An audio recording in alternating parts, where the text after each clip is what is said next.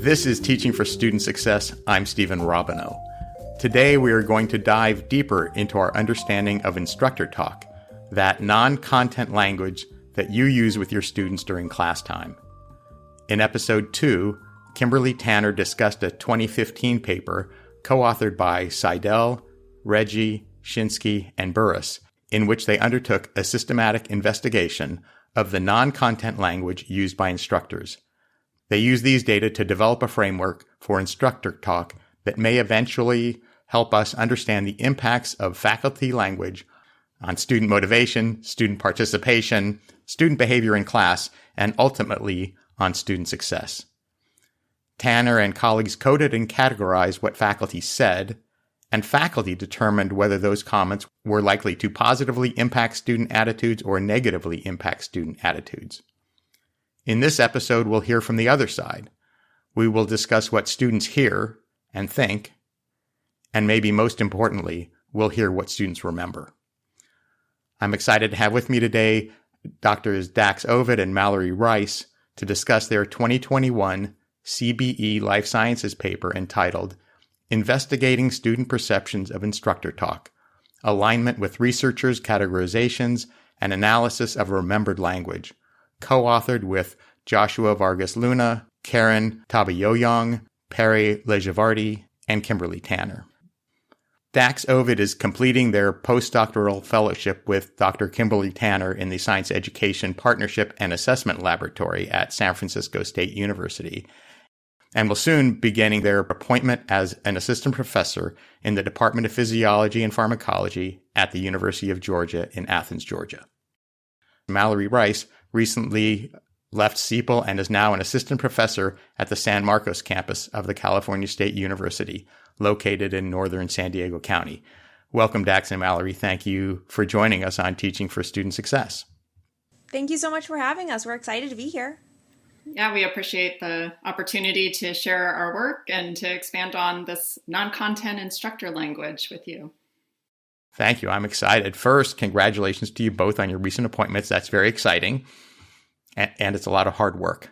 You have to celebrate that, right? Celebrate those great moments. And all during COVID. We'll talk about that offline. That had to be an interesting challenge. So let's start with a brief summary. As you set out to do this project, what was and what was not known regarding Instructor Talk? And Dax, I'm just going to ask you to start with that. Sure. So when this project started, we knew that instructors were saying things that weren't related to content. This is Shannon Seidel et al. And Colin Harrison et al. With Kimberly Tanner that had recorded instances of this non-content instructor language. They created categories and they codified how much of what kinds of certain language instructors are using. And after they've systematically analyzed this, it left the question open whether or not students even remember this. Also, in that process, they created two different kinds of frameworks. They created a positively phrased instructor talk framework and a negatively phrased instructor talk framework. And these were informed by education research theories. However, are these different categories in alignment with how students perceive examples of this non-content instructor language? Do they think positively phrased promotes a positive learning environment? And do they think negatively phrased promotes a negative learning environment? So that was the frameworks as they existed, the instructor talk that's been researched, and then whether or not students perceive it and remember it was what our study set out to address. Okay, great. Mallory, let's just rotate here. So you described, Dax, what you intended to accomplish. You know, what do students hear? How do they interpret it? And how does that align with the faculty? What the faculty hear and think? And then what do the students remember? So those are two things we're going to talk about. It's going to be super exciting. So let's start with the experimental design. Let's talk about how you collected the data. Mallory, you want to take that one? Yeah, so we approached this with two different studies. In the first study, we invited students to choose up to 3 example instructor talk quotes that have been previously recorded in biology classrooms as promoting a positive learning environment. So students were invited to choose up to 3 examples that created a positive learning environment, and then they were also invited to then choose 3 examples of recorded instructor talk quotes that promoted a negative learning environment. So let me just make sure I understand. So they were given a set of 20 quotes, not coded in any way, right? They were just given 20 quotes. Yeah, on pieces of paper that they then shuffled through and selected. Okay, they picked the 3 that they thought were the most positive, and then they picked the 3 that they thought were the most negative. Yeah, right. Okay, thank you. Go ahead. And then part of study 1, we also did an evaluation activity where we had a checkbox for them for each of those 20 sample quotes. They can mark them as either, promoting positive learning environment or a negative learning environment, or maybe they're unsure. So that was study 1. And then in study 2, they were invited to write up to 3 examples of instructor talk language that they remembered from their biology classrooms as promoting a positive learning environment, and then another 3 that they remember as promoting a negative learning environment. Okay. So, and we'll separate these out. But just generally, the general thing was you brought students into a lab, you gave them a set of 20 statements. They picked the top 3 and the bottom 3, or the top 3 of each category, most positive, most negative. And then they ranked all of them, whether they thought they were positive or negative, or whether they couldn't tell. Okay, so let's go into study 1. Let's just get right into study 1, which is really the question about how the students' interpretations, what they hear and how they interpret it, how that matches with what faculty said. Because in paper 1, it's what the faculty said. In the earlier paper by Tanner, it's what faculty said. What did you find out? Well, Dax, let's keep rotating.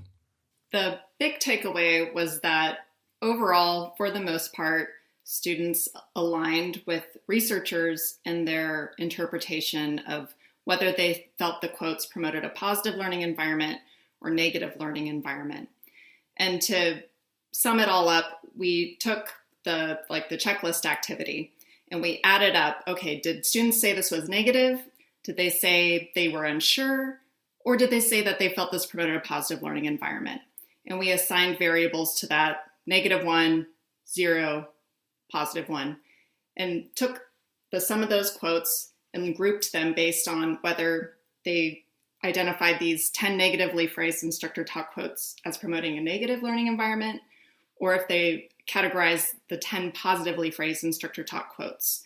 And so by looking at those 2 groupings, at the sum of all of those quotes, we found that there was a significant difference in how students overall were interpreting these quotes. However, there are a lot of nuances of language, right? So maybe Mallory, if you want to expand on some of the differences that we saw based on the different quotes we had. Yeah, so for example, Dax is speaking to the nuances of language. There was one quote that was pre-framing classroom activities, so just the instructor giving some direction of what the students are about to experience in class and the rationale. And so at the end of that quote, it was something to the effect of the volume is starting to die down. They were working in groups. So what I'm going to do is I'm now going to pick on someone. And students in the rationales they shared were really uncomfortable having random call in the classroom. And that is backed up by some other research that I'm currently doing that makes students feel really excluded. And so it was just that part of a really large quote that made students feel uncomfortable and why they categorized that as a really negative learning environment. And as I recall in the paper, there was a particular reaction to the word pick, being picked on, even had they chosen a different word, selected, chosen. There's lots of ways to frame that. So, but that word pick seemed to really hit a nerve based on student reactions. Yeah, that really hit a nerve. Other options for language, we're going to ask for a few volunteers to share, maybe decide someone in a group before we come back as a class, give students some more agency. Right. So interesting how one word in a sentence just could potentially, although not tested here, but could potentially just change the way students see this whole thing. Really interesting. The good news is that they mostly agreed. Right. For the most part, they did agree. Yeah. Yeah. The top 3 and the bottom 3 were all in agreement. Well, even then, not 100%. Yeah. For the top 3, one thing that we could say as a big takeaway from what students chose as their top 3, positive and negative, is that the thing that most students consistently chose as, I see this as promoting a positive learning environment, was related to building the instructor-student relationship. And similarly with the negatively phrased, students consistently chose an example quote as promoting a negative learning environment that was about dismantling the instructor-student relationship. And these are two different categories of the positively phrased, negatively phrased instructor talk frameworks. So there's something about this I-you language that students really grabbed onto and seemed to have a consistent interpretation around. And I think that's fascinating. I'm glad you brought that up. That on both sides of the coin, positive and negative, impacting the relationship that faculty have with students was the leader by far on both sides. Nothing came close in terms of the students recognizing that as positive or negative. The next highest thing was far down the list numerically, right? So that's fascinating. And I have to say, so now I'm going to make a plug. This is a plug for my episode with Harriet Schwartz, which is episode 5 on relational cultural theory. You have to talk about your relationship. You have to talk and think about your relationship with students, because that more than anything turns out to be the motivating factor for students to how they see you and therefore the class, right? Exactly. Fascinating. That's amazing. I mean, that one result I thought just was fantastic. One thing we've failed to talk about, how many students did were in this survey? What's our N? There were 90 participants in the study. So the top categories are building relationships or destroying relationships. That's number one for positive and negative. What do you learn from the few that are become ambiguous? We talked a little bit about one about using the word, I'm going to pick on students and how that word can be problematic. What other ones stood out as interesting to think about and why students don't see it the same way as faculty? So this actually relates to your interview with Joshua Eiler, looking at how students interpret what instructors say about grades. We found that, and this is in the second study, so I'm not sure if you want to wait until we talk about that. All right, well, let's go to study 2. Would you like to walk us through remind us of the experimental design here, what was done, and what did you find? All right. So for study 2, after students had seen some examples of instances of instructor talk that was previously recorded, we asked them to then list 3 examples of specific undergraduate biology courses that they've taken of language that their instructor used that they felt promoted a positive learning environment. And we asked them to explain why. And we also asked them to provide 3 examples of what they felt promoted a negative learning environment. And we asked them to explain why.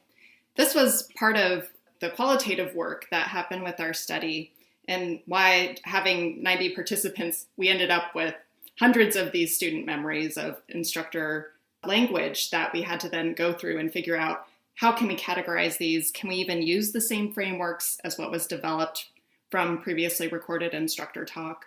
And figure out what are some of the themes that are coming up and what students remember. So again, we have 90 students. They're writing down up to 3 remembrances of things faculty said in classroom that they would consider instructor talk. Some students wrote only 1, some students wrote 2, some students wrote 3. Correct. So how many responses did you get? And at the end, after you coded them and categorized them, how many did you end up with? Right. So I believe we had over 200 instances of student memories for promoting a positive learning environment, and just under 200 for remembered language that promoted a negative learning environment. And that's pretty balanced, what students remember, both good and bad. I suppose the big takeaway was that we see again that the vast majority of students remembered examples that were in that category of building the instructor-student relationship or dismantling the instructor-student relationship. What they seem to remember, what students are writing down, are things that consistently relate to the instructor-student relationship. And one benefit of just asking students to choose 3 is that we're asking students to choose what are their most salient memories, what are the things that may have made a lasting impression. Yeah, again, super interesting. Okay, so what else would you like to tell us about these data? That students really are remembering what you say in your classroom and how it made them feel.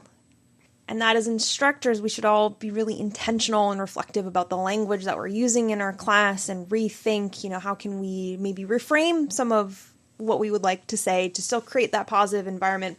Dax, you want to comment on that also? This is huge. This is really big. So that on both sides of the study, it's all about these relationships.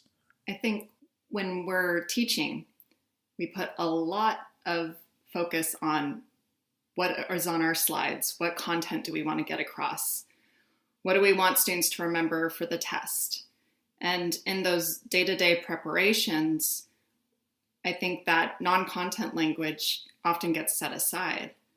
And so what would teaching look like in a world where we're thinking about student success, when we're thinking about what are the things we can say to promote diversity in science and be very intentional about that? What are the things we can say to encourage students who didn't do well on their exam to come and get feedback and to express a commitment to learning for the long term rather than focusing on the grade? What do we say when even a student walks into class late, and how do we welcome that student and recognize that we don't know what students are experiencing in their day-to-day lives, and cultivate a classroom environment of empathy, respect through our non-content language? And it might be that as we're preparing our content, as we're preparing our slides, we're also thinking about what kinds of instructor talk am I going to intentionally integrate in this class so that students are reminded of the values that we want to exhibit through our teaching. How does a faculty member start to understand what they sound like in a course so that they can reflect on those little words like pick versus anything else?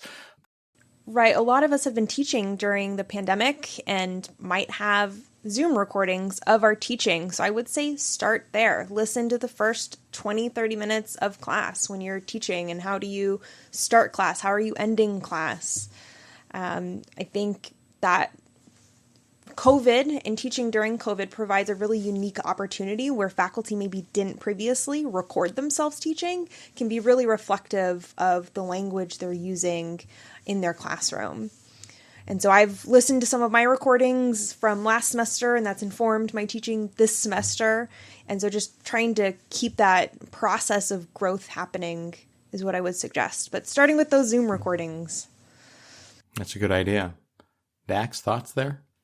I always feel nervous, but I do it anyway, to ask my students for feedback as well. What am I doing that's supporting your success in this class, and what can I do better?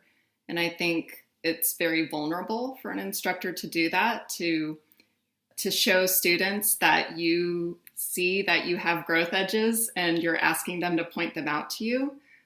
But I trust students are aware of what they need to feel supported in their success and their ability to report on that. And I might not exactly ask them, what do you remember I said that wasn't related to content? But from what they write, I can get a sense of what's standing out to them, and it tends to be related to that non-content language. So the things they talk about do relate to non-content language versus content, like you're going too fast. It's more like I'm intimidated to talk to you. I don't know how to reach out to you. I don't know. Exactly. An example that comes to mind, I regularly say in my class, so what questions do you have? Instead of, so does anyone have questions? And I make that choice because it assumes that someone has a question somewhere, instead of making people feel like it's an option to not have a question, and so I'm going to take the easy way out on this. And when I ask for feedback, students write, Dax is great at responding to questions. So it's one of those things where I know that I've used a lot of language around that and have been intentional in that, and students respond accordingly. Interesting. Nice. Anything else, Mallory?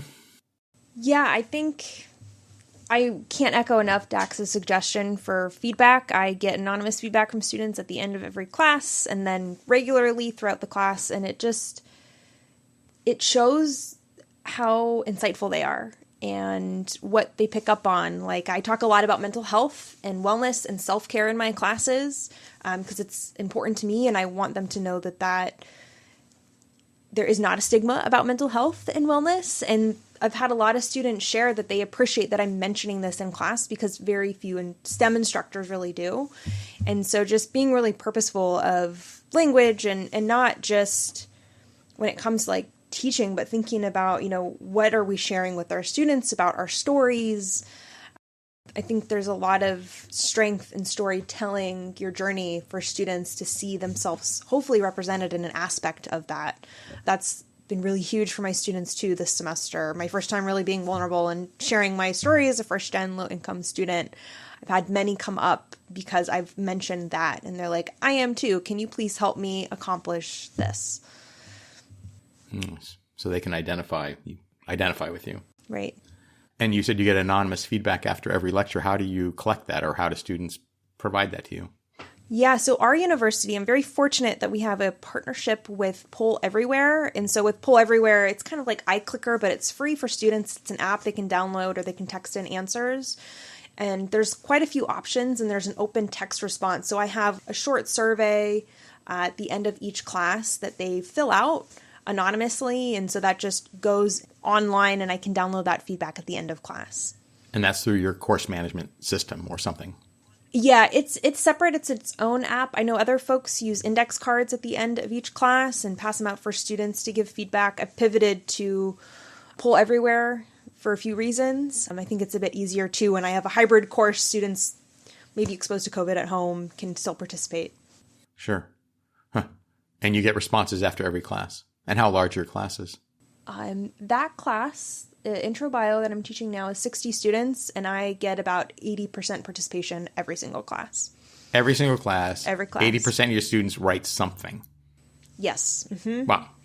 I think it's because I follow up on it. So if there's something they're confused on or want to see, the next class, that's what we start with. And so I think there's no point in asking students for their voice unless you're going to do something with it. But I think that I demonstrate that I do something with their insights and address it. And so that keeps that relationship going where they're open to giving feedback. So did it start out slow during the semester or the semester or quarter, whatever when you first started that? Did they like, what is this? And then suddenly it's like, oh, she actually is listening, so I'll participate? They buy in? I didn't have any trouble with buy-in, to be honest. Right off the bat? Right Okay. off the bat, they were totally up for it. I think some folks might be worried about like student resistance, but I have never experienced that in my class.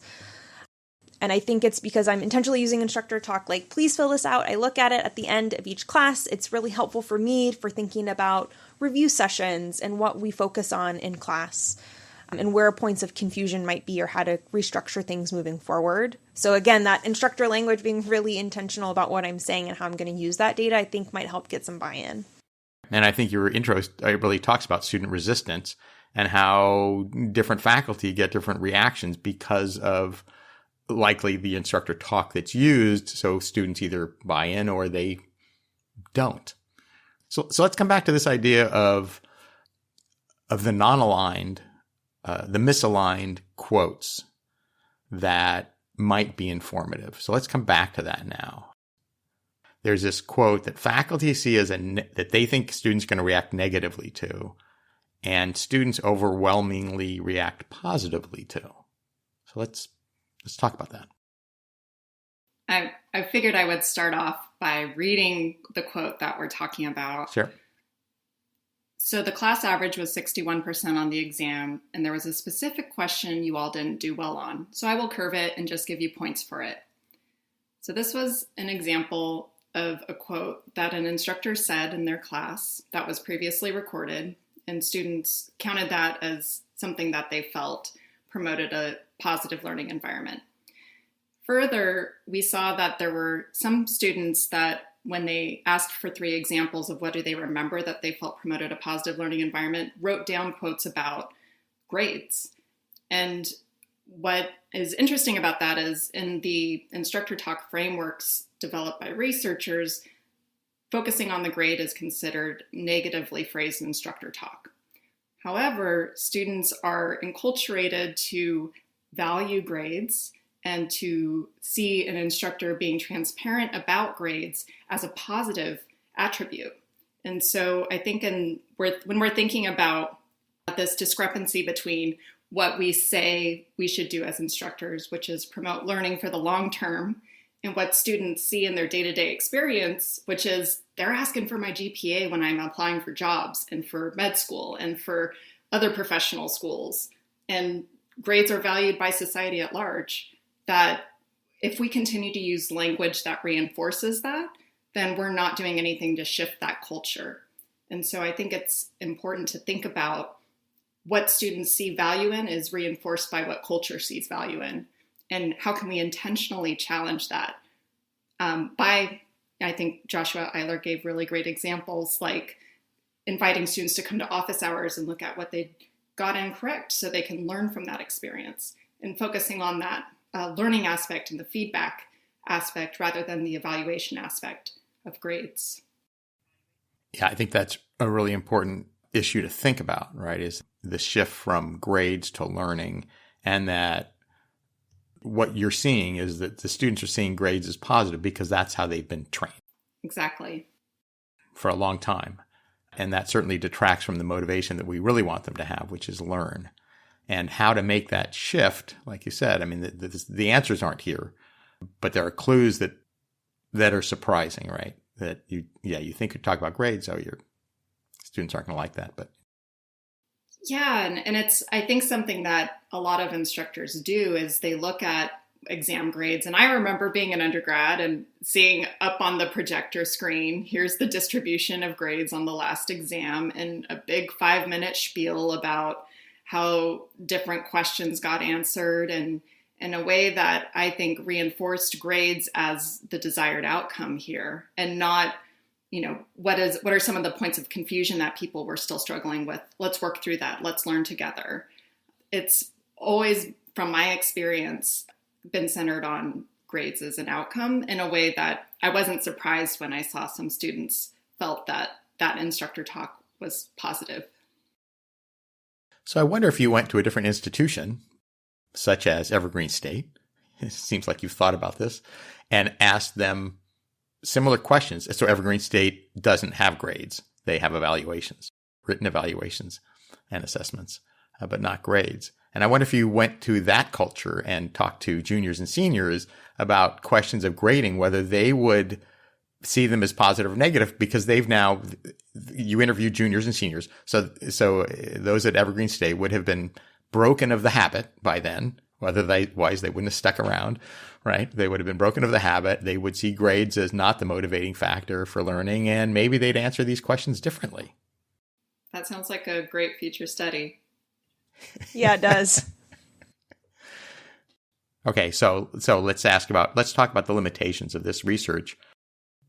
Yeah, certainly a limitation is that this was done at a single institution. I think a positive of the institution that was chosen for the study is that it is far more diverse than most universities across the United States. And so I think while our sample size might be 90, that we captured a lot of voices that tend to get historically left out of scientific studies. And so I think that would be some of the strengths of choosing the institution we did. Could I add a couple points on the limitations / strengths, and that might lead to future directions? I think another unique feature of this particular institution is over 80% of faculty have participated in over 100 hours of professional development in scientific teaching. And I don't think there are a lot of departments that can boast that. I think it's really impressive and speaks to the commitment that this particular set of faculty have to promoting equity and inclusion in their classroom and learning what they can to promote that. And this is a study that looks at what do students who are juniors and seniors remember from their experiences taking courses with this faculty. And this is juniors and seniors who've made it through their introductory courses, where we do see at a lot of institutions that students disproportionately leave STEM majors at higher rates than non-STEM majors, especially students of color, LGBTQIA+ students, disabled students. And so how can we understand the experiences of students who who are coming from groups that have been marginalized from STEM, what do they remember? What do they experience? A study that asks juniors and seniors won't quite get at that.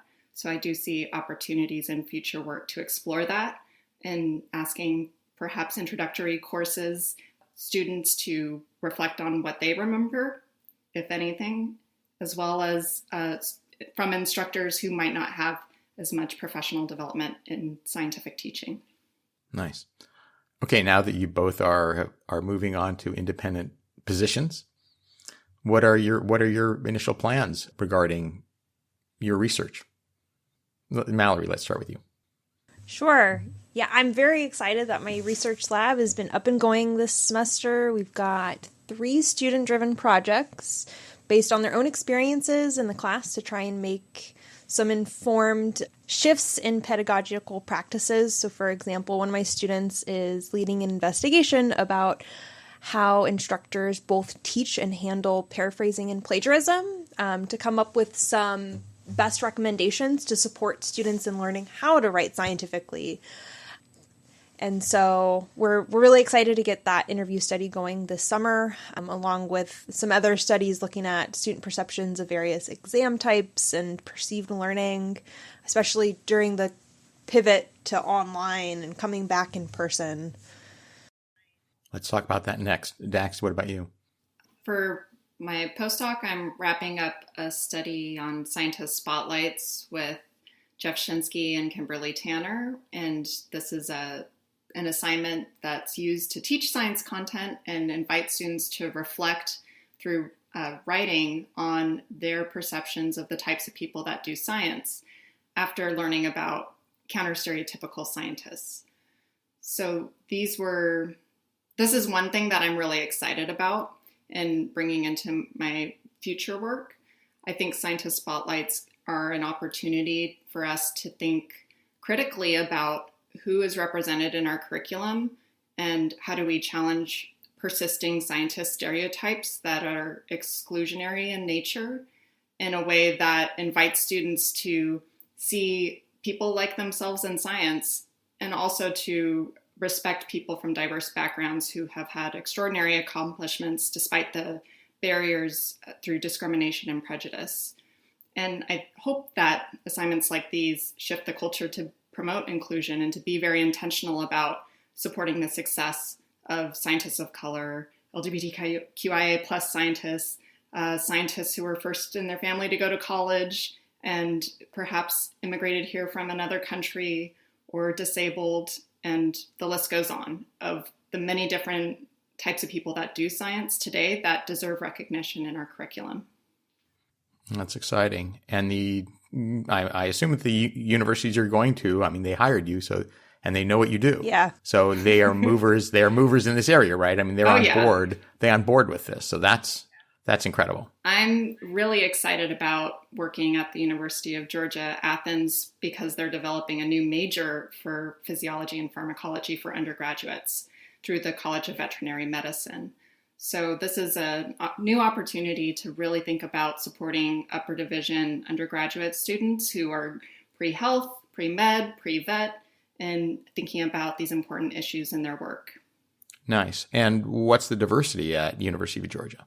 It's a predominantly white institution, and I think that that's something that they're been doing a lot of their own reflecting on and thinking about supporting whether it's transfer students from local 2-year colleges or supporting first-generation college-going students. I think they, like many universities, have struggled to support equitable student success in biology. And so that's something that I hope to contribute to through this research. Right. That's great. And Mallory, what about San Marcos? I think it's a Hispanic serving institution. Is that correct? Correct. Yeah, we are a Hispanic serving institution, and our demographics are fairly similar and comparable to San Francisco State. 70% students of color in the College of STEM, 54% first generation, almost half on federal financial aid. So a very diverse set of students there who are going to benefit from you. Yeah, diverse set of students, but also I am consistently blown away at the commitment that our college has to supporting those students and seeing them through and achieving the Chancellor's 2025 graduation initiative to reduce equity gaps in graduation and retention. I mean, coming to a department that is fully trained in safe zone training and talking about anti-racist pedagogy is incredibly refreshing, and I am very excited to be collaborating with these folks. No, it's exciting. That's wonderful to hear. And it's a relatively new campus. It's about 30, just a little over 30 years old. I want to, yeah, 32 or 33, yeah. I think. Yeah, 32, 33, 88, 89, sort of something like that. Yeah. That's great. So that's awesome. I think this paper, I think people should look at, they should read. Instructor Talk is so important. And what I love about this paper is just getting, it's great to know what the faculty hear and think, but what's really important is to know what students hear, how they interpret that. And then what they remember is so interesting and so important, right? Years later, what do they remember? They remember those strong negative and those strong positive feelings. And to know that those issues are all about relationships really make it very clear what faculty need to work on if they want to help students succeed. That's the key. Developing that is another question. And there's lots of tools out there, lots of ways. It's that caring for the students that really needs to shine through. It's wonderful. Absolutely. Yeah. May I add to that? Sure, please. For the busy people out there, of which there are many who will not have time to read a whole paper, I would recommend to center student voices focusing on Table 8 and Table 10, where we have listed examples of student memories of Instructor Talk. So if you're really just looking for what do students remember, what can I start to say in my classroom, or what should I stop saying in my classroom, and to just get some ideas, at least in this research context, of what stood out to students, then you don't have to read the whole paper, even though you're welcome to, but Table 8 and 10 offer a summary of student memories that I find to be really helpful to reference while I'm teaching. I wonder if we can put a link to those tables in the on my website. Sure. I'll make them. We will put a link to that straight to the tables. I'll figure out how to do that. We'll link to tables 8 and 10. And I'm going to throw in figure 7 because I love it. Nice. I'm glad you have a favorite figure. There might be a couple. No, it's great. Yeah, it's great. I love it. So you both have chosen to go into biology education research. You're both trained as PhD trained scientists who have left the bench and have decided and made a career choice. So I want to know about that. I want to know if there was a transformational moment for you, for each of you, that really stands out for why you do what you do. Mallory, you're thinking. So while you think, I'm going to let Dax talk. She looks ready. Pardon me. I'm going to let Dax go first because they appear ready to go. Thanks, Steve. My transformational moment or series of moments was through my involvement with the Biology Scholars Program at UC Berkeley. And it's a community that serves majority first-generation college-going students and people from groups that have been historically excluded from the sciences. It's a community that I got a lot of insider tips on how to study for courses and how to prepare, how to interact with instructors. And I remember thinking, why do I need to learn all of this stuff through these side channels? Why aren't we thinking about shifting this culture to be more inclusive? One of the things I remember a student saying is, when you're studying for a course, you're studying for the instructor, you're not studying the material. And I remember thinking that, there's got to be a better way to teach and learn biology, and was thrilled to discover the Society for the Advancement of Biology Education Research, and that there was a growing field in this, and the CBE LSE journal, which is where our paper was published, and to just read and read and read the incredible individuals who have done decades and decades of research in biology education, how to promote more inclusive learning environments using evidence and applying that research methodology that we so value, and laboratory research to our classrooms.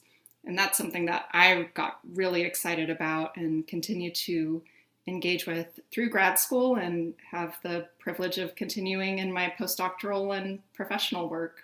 That's very cool. Mallory, what about you? Do you have a transformational moment? I do have a transformational moment, but that was built up by a series of cumulative events. I have always wanted to teach. I've been teaching since I was 12, informally or formally, and I just love being in a classroom and love interacting with students. And so during my PhD work in marine biology, I did all that I could, both with outreach and in the classroom, to get as much experience and professional training as possible. And then I learned that there was this teaching conference in Minneapolis in July, the SABRE conference, and I went, paid for it on a credit card as a grad student, out of pocket to go just be with biology folks who also care about learning and teaching biology and are reflective about it, just thinking that I might learn some more professional development and become a better educator. I had no idea that there was an entire field, and I think being at a conference where folks were just having these common conversations of what serves students. How do we center students? How do we best educate them and bring them along safely through the major? And, you go to other conferences and the Q&A just gets really nasty, I think, at a lot of other scientific conferences in other fields. And at SABRE, it's a 180. It's this collaborative, collegial, supportive decision about how can we best support students? And I think being in that environment shifted my entire career trajectory to go more in this direction. And I'm very grateful I did. That's amazing. That's great. So we'll put a link to SABRE up as well. What I did want to say was that, of course, this isn't just for biology. While your study and while all this work was with biology students, these issues are very likely to transition to students of all courses, all types. I mean, it hasn't been done, so I can't quite say that, but how is that not true? Maybe you can say this. How do you feel about this? Right? Maybe you can say this because what they're talking about in these courses is we're talking about non-content instructor talk. That would be the same issue in all courses, any course you studied, whether it was a large history course or a small English course. How do you feel about that? How do you feel about that issue of transitioning to any, putting everybody under this umbrella, that these data are universal for classrooms? I would say that it is probably not universal. I think that there may be some courses where there is no non-content instructor language. Well, the other consideration that we have is that there may be some courses where instructors aren't using any non-content instructor language. They may just walk in and read from a script for an hour. And how does that affect students? I think there's a lot of open questions about how non-content language gets used and also how it might not get used and the impacts that have on a student learning environment.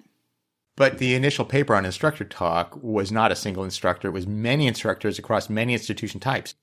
While it was all within introductory biology, it was many institution types, where there was the option for instructors to come in and read a script, but they never did.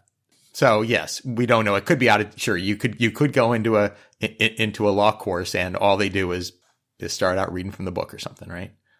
That's a possibility. And another thing to keep in mind is with that work, I think almost all of the instructors had gone through the Scientific Teaching Institute, meaning that they had some investment in teaching well.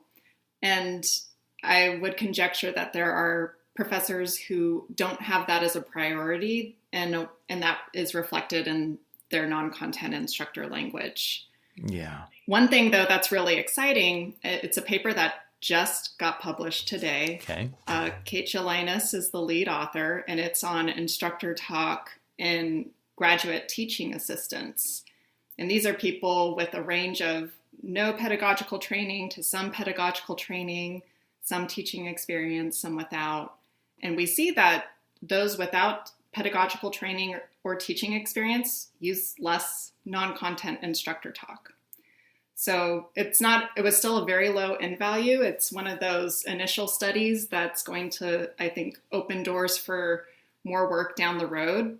But it's something for us to keep in mind when we're doing pedagogical training and when we're thinking about who uses and who doesn't use Instructor Talk. I guess it's been so long since I've taken a course. I don't know what faculty do in courses anymore. It's hard for me to imagine being in a course and not having non-content talk, but you're right, maybe it happens. Will you both ever move out of biology and ask those questions? I think so. A lot of my research is actually not focused in biology specifically, but it's all of STEM to try and capture those experiences across disciplines. I think that's a big direction that the field is going, is thinking instead of siloed departments, right? Because our students have degrees that require them to take courses across departments and fields. And so I'm really interested in their experiences across their degree program rather than just within a certain discipline. Cool. Dax, any final comments? I love interdisciplinary work. I'm so game for that. And one of the things I'm doing as I get started in my new position is to connect with people from different colleges and departments. And I think you learn a lot from those kinds of collaborations. So I hope that there are people who would be interested in exploring this in their context. But you run into the same problem that, right, the people that are going to want to play in the sandbox already buy into some level, right? So how do you get the data from those instructors? And there are plenty of them who don't buy any of this, who have been teaching for whatever period of time they've been teaching, and they know they're excellent lecturers. And, by some measure, they might be excellent lecturers, whether the students learn or not, or learn well, or what that does to equity issues, who knows? Well, we do know it's not good. How do you get into classrooms of faculty that are reticent to participate? Can you even do that? Is there any way to do that? Can you get into those classes where you actually might suspect that it's, non-content talk would be zero? I think that you can. I previously launched a survey where we sent it to students. So rather than asking faculty members permission, we sent this survey to all of the students in a department, and that's one way to go about it. And I think that opens doors for students to have their voices heard that may otherwise not be heard. So that's interesting. So you can hear students' perspectives on courses, but you can't code the talk that the instructor gave. Right, you can't record the instructor. Huh. I think what you're touching on is a bigger issue than even non-content instructor language, and it's something that the biology education community is grappling with.